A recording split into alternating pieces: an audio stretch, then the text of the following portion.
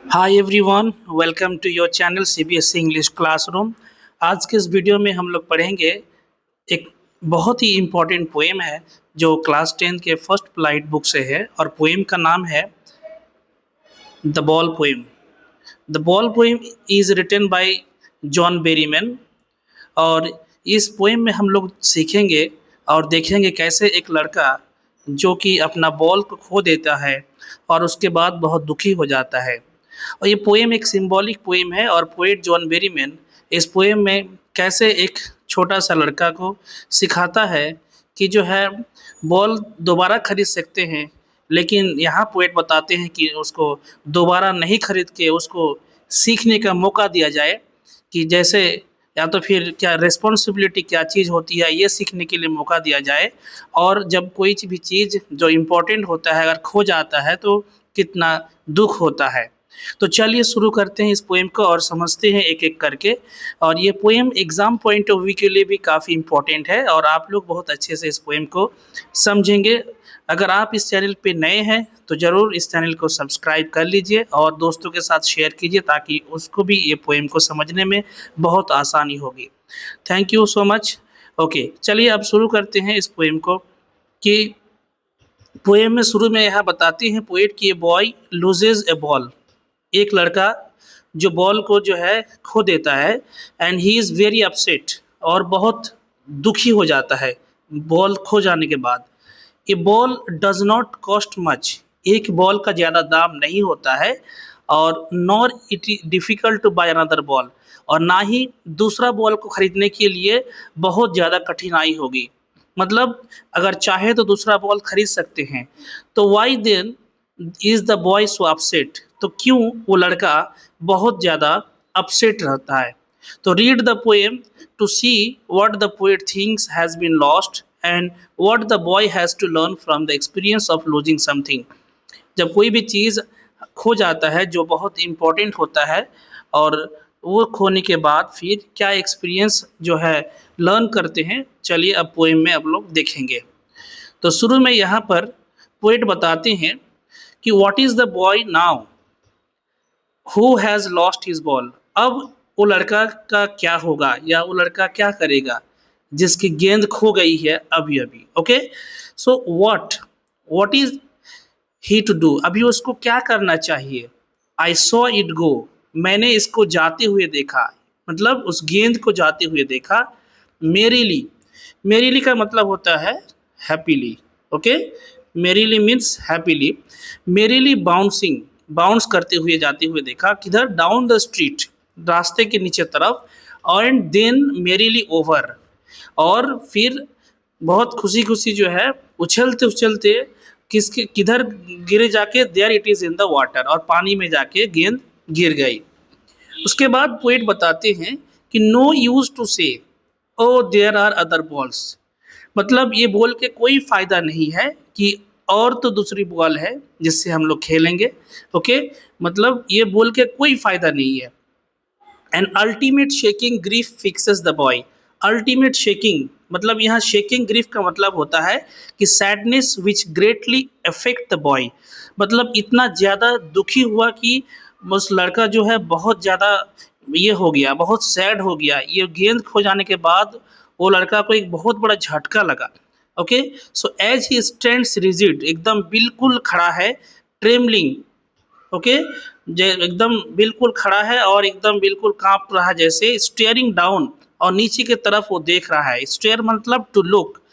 तो all his young days into the harbour, मतलब यहाँ पर जो है ये बॉल जो है एक सिंबल यूज हुआ है and ball is a symbolising his childhood innocence and young days and now the boy is feeling helpless.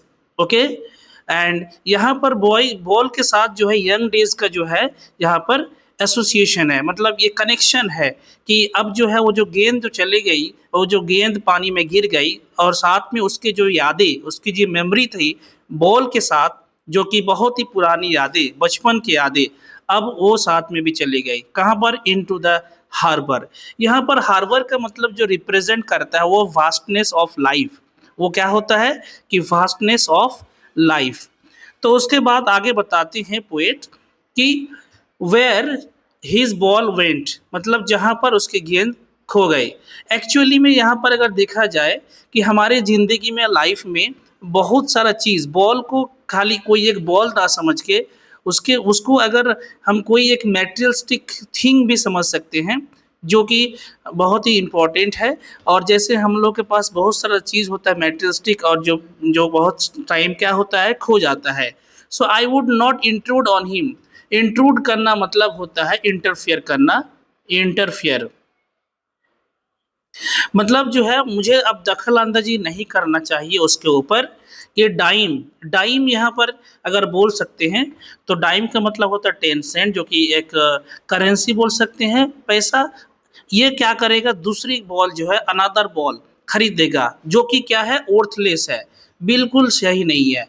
So now he senses first responsibility, मतलब पोएट चाहता है, the poet want the boy to learn the experience of loses okay something which is more important।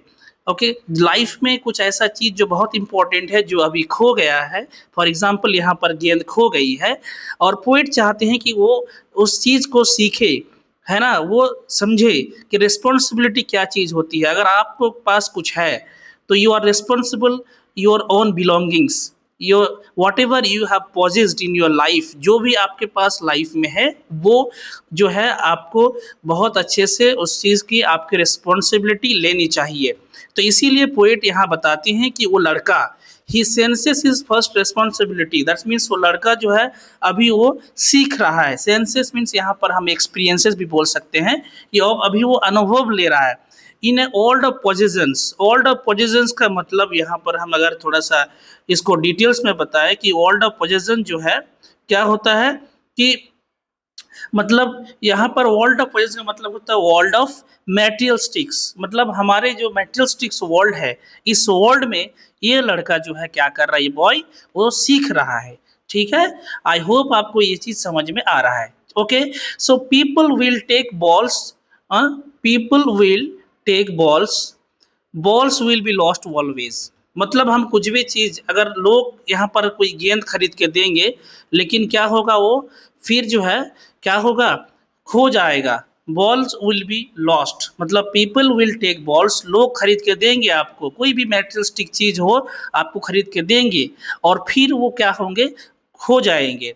Little boy, so and no one buys a ball back, है ना, मतलब जो है फिर कोई जो है दोबारा क्या होता है, कोई भी इसको दोबारा वापस नहीं खरीद के देते। सो मनी इज एक्सटर्नल, यहाँ पर क्यों पोएट बताए हैं कि money is external, why did the poet okay mention here that money is external, इसीलिए बताया गया है कि money can by the materialistic thing, you have a money you can buy anything, right, but you cannot buy, for example you have a mobile phone, for example, okay, and it is an expensive phone, you have lost your phone, you have a money, you have a lot of money, you can buy another phone, but you cannot buy the emotions that is attached with the ball, you cannot buy okay the value or the memories that is as attached with the okay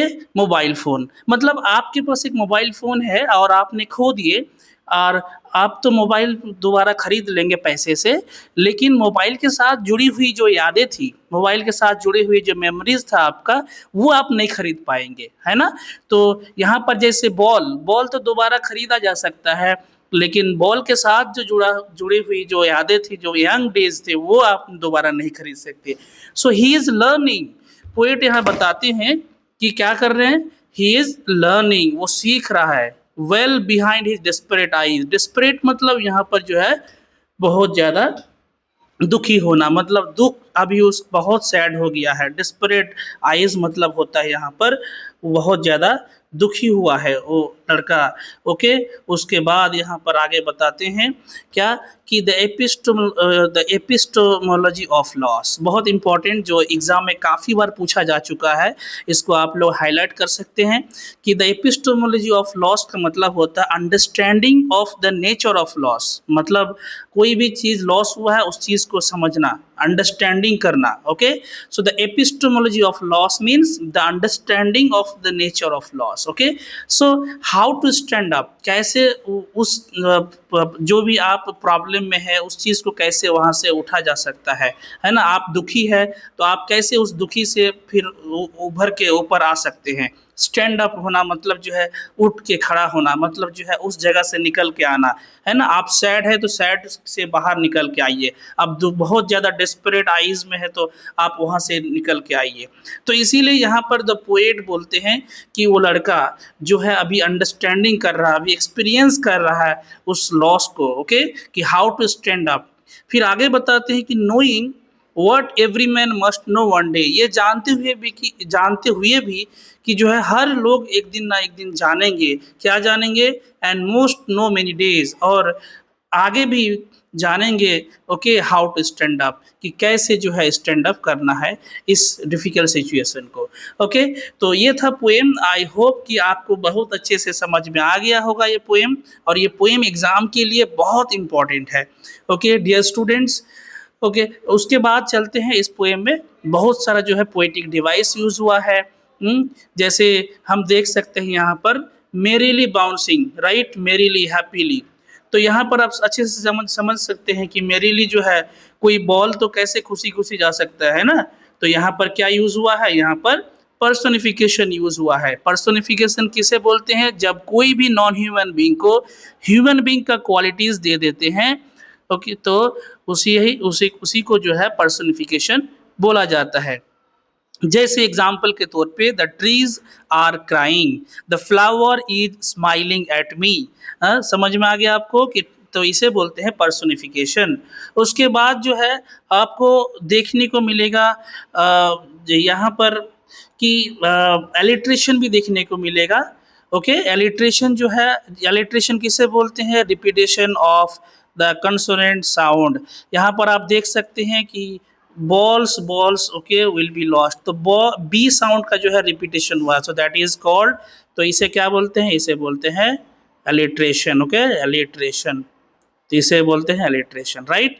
उसके बाद आपको यहाँ पर जो है repetition भी बहुत ज़्यादा यूज़ हुआ है। रिपीटेशन आपको देखने को मिलेगा आपको। उसके बाद जो है जैसे रिपीटेशन कहा हुआ है what is he to do, है ना। बॉल्स रिपीटेशन हुआ है यहाँ पर। ये आप हाउ टू स्टैंड अप, आप लास्ट में देखिए यहाँ पर हाउ टू स्टैंड अप, सो यहाँ पर भी रिपीटेशन यूज़ हुआ है। सिंबलिज्म यूज़ हुआ है, ऑफ कोर्स सिंबलिज्म यूज़ हुआ है। बॉल को सिंबलाइज किया गया है ना। Symbol of the possessions, metal sticks a person may have and the childhood innocence of the day. इसको बोलते हैं हम लोग क्या? इसको बोलते हैं हम लोग क्या? सिंबलिज्म। ओके, तो बहुत सारा पोएटिक डिवाइस जो है यहाँ पर देखने को मिल रहा है।